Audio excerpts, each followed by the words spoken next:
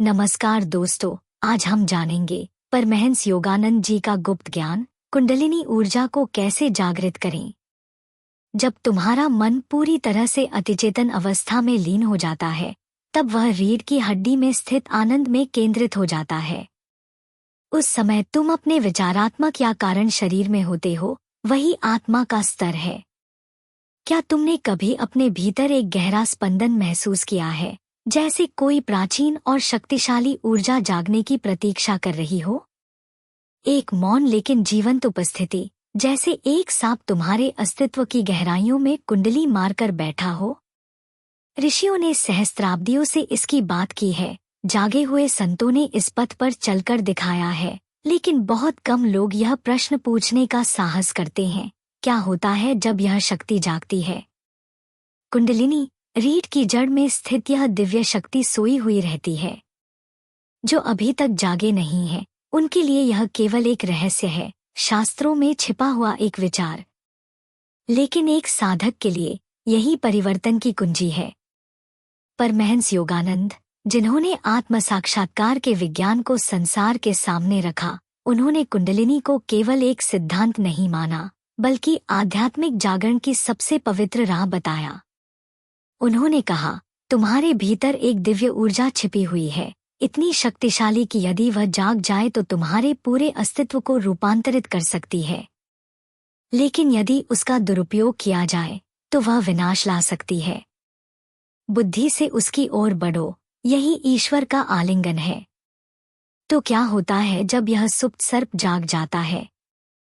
क्या यह मुक्ति है या विनाश? क्या शरीर, मन और हृदय अनंत शक्ति को संभाल सकते हैं? आज रात हम परमहंस योगानंद की शिक्षाओं में गहराई से प्रवेश करते हैं। कुंडलिनी की शक्ति, उसके खतरे और सुरक्षित जागरण का पथ। अपनी आंखें बंद करो, अपने भीतर की निस्तब्धता को सुनो, क्योंकि जिसे तुम खोज रहे हो, वह पहले से ही जागने को तैयार है। रीढ़ की हड्डी में एक प्रकाश की नदी है, एक अनछुई, दिव्य शक्ति की जलधारा, जो स्वर्ग की ओर उठने को आतुर है। यही है कुंडलिनी, परिवर्तन की छुपी हुई अग्नि।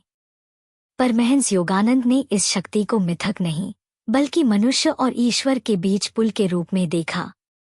उन्होंने इसे रीढ़ में बंद दिव्यता की संभावना बताया, जो ऊपर उठने की प्रतीक्षा कर रही है। यह वही आध्यात्मिक अग्नि है जो अज्ञान को जलाकर शाश्वत आत्मा को प्रकट करती है। लेकिन इसका वास्तविक अर्थ क्या है? कल्पना करो एक महान नदी की, शक्तिशाली, शाश्वत, जो महासागर की ओर बह रही हो। पर यदि यह नदी बांधों और मलबे से रुकी रहे, तो इसकी धाराएं ठहर जाती हैं, उसका बल, उसका मार्ग, उसका उद्देश्य खो जाता है। ठीक उसी प्रकार हमारे भीतर की जीवन ऊर्जा, यह पवित्र कुंडलिनी, हमारे निचले चक्रों में फंसी रहती है, भय, मोह और भौतिक संसार के भ्रमों द्वारा रोकी हुई। जब तक यह ऊपर नहीं उठती, हम माया के स्वप्न में बंधे रहते हैं, उस भव्य भ्रम में जो हमें नींद में रखता है। योगानंद ने एक बार एक शिष्य से कहा, गुरुदेव, मुझे ईश्वर की उपस्थिति क्यों नहीं महसूस होती? योगानंद मुस्कराए और बोले, क्योंकि तुम्हारी जीवन ऊर्जा निचले केंद्रों में फंसी हुई है। जब तक वह ऊपर नहीं उठती, तुम माया के स्वप्न में बंधे रहोगे। शिष्य ने सिर झुकाया और इन शब्दों पर ध्यान लगाया।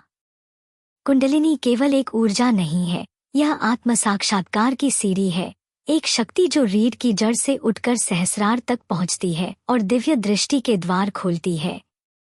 जब यह छिपी हुई अग्नि जागती है, तो अलगाव का भ्रम समाप्त हो जाता है। साधक अब स्वयं को शरीर, मन या भौतिक रूपों से नहीं जोड़ता, वह दिव्यता की अनंत उपस्थिति में लीन हो जाता है। योगानंद ने सिखाया कि कुंडलिनी का जागरण अपने सच्चे स्वरूप को याद करना है, न कि एक क्षणिक शरीर, न ही एक चंचल मन, बल्कि शुद्ध चेतना, शाश्वत और मुक्त। लेकिन जब यह ऊर्जा उठने लगती है, तो क्या वह आनंद लाती है या परीक्षाएं? अब हम प्रवेश करते हैं उस पवित्र यात्रा में, जागरण की यात्रा। कुंडलिनी क्या है? योगानंद जी कहते हैं, कुंडलिनी वह दिव्य शक्ति है जो हर व्यक्ति के भीतर मेरुदंड के मूल में सुप्त अवस्था में स्थित रहती है। जब यह शक्ति जागृत होती है तो आत्मा की चेतना परमात्मा से जुड़ जाती है। यह शक्ति मूलाधार चक्र में सर्प की तरह कुंडली मारे हुए सोई होती है। जब यह जागती है तो यह 7 चक्रों को पार करती हुई सहस्रार चक्र तक पहुंचती है, जहां आत्मा का मिलन ब्रह्मा से होता है। परमहंस योगानंद के अनुसार कुंडलिनी जागरण के 5 रहस्य। 1. गहरी नियंत्रित साधना। योगानंद जी ने सिखाया कि बिना अनुशासन के कोई आध्यात्मिक शक्ति जागृत नहीं होती। उन्होंने कहा, साधना केवल अभ्यास नहीं है, यह आत्मा की पुकार है। नियमित ध्यान, विशेषकर क्रिया योग, जिसे उन्होंने पश्चिम में पहली बार प्रस्तुत किया, कुंडलिनी जागरण की कुंजी है। 2. श्वास और प्राण का नियंत्रण। योगानंद जी बताते हैं कि प्राणायाम, विशेष रूप से क्रिया प्राणायाम, शरीर की ऊर्जाओं को नियंत्रित करता है। श्वास को नियंत्रित करने से मन स्थिर होता है और जब मन शांत होता है तभी कुंडलिनी गति पकड़ती है। जहाँ श्वास है वहीं जीवन है, जहाँ जीवन है वहीं ईश्वर है। 3. शुद्ध जीवन, सात्विक आहार, भोजन और दिनचर्या भी इस जागरण में महत्वपूर्ण भूमिका निभाते हैं।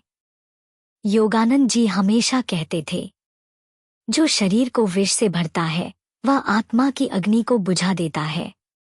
शुद्ध आहार, संयमित जीवन और सत्संग, ये सब ऊर्जा को ऊपर उठने में सहायता करते हैं। 4. गुरु की कृपा और आत्मसमर्पण। कुंडलिनी कोई प्रयोगशाला का विषय नहीं, यह आध्यात्मिक मार्ग है। योगानंद जी कहते हैं, बिना गुरु के मार्ग पर चलना आंखों पर पट्टी बांधकर पहाड़ चढ़ने जैसा है। गुरु की कृपा से ही सच्चा जागरण संभव है। आत्मसमर्पण उस द्वार की कुंजी है। 5. प्रेम और भक्ति का मार्ग।